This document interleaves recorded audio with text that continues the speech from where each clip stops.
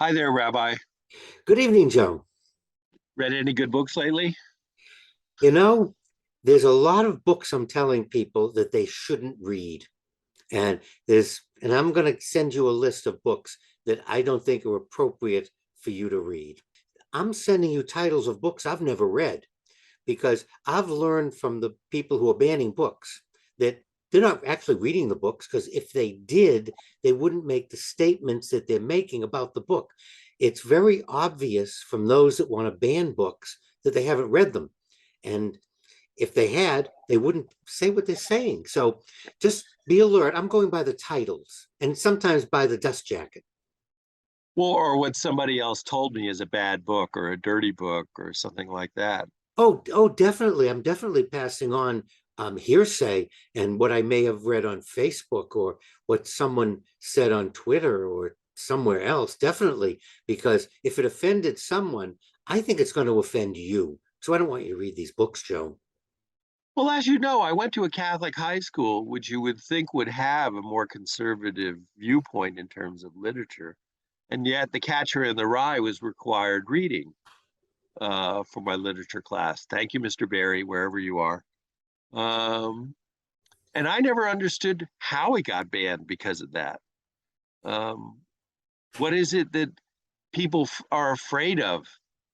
That that is the question. Let's look a little bit at history. If we look at Hitler, Mussolini, Stalin, if we look at dictators, the first thing they did was burn books. The idea is, I don't want my population to be exposed to ideas that in any way challenge my ideas, my laws, or my philosophy. So it's misguided, as we know, because look at what happened to the Third Reich that was to last forever. Look at what happened to Stalin. Look at what happened to Mussolini. It's not a very good not just very, it doesn't work if that's your goal. But in the person's mind is, I want to restrict your thoughts, your thinking. I don't want to expose you to something that may get you thinking, that may get you to challenge something that I'm doing or a law that I want to pass. When I went to Boston College, there still was a cage in the library, and I never had occasion to look or want to read any of the books that were off limits or banned. I have no idea what they were. I think they were mostly philosophy, theology books. They may have been classic works. It may have been left over from the old days when the idea was you had to keep certain theology and philosophy books under lock and key, because how are you going to keep them down on the farm after they've seen Gay Paris?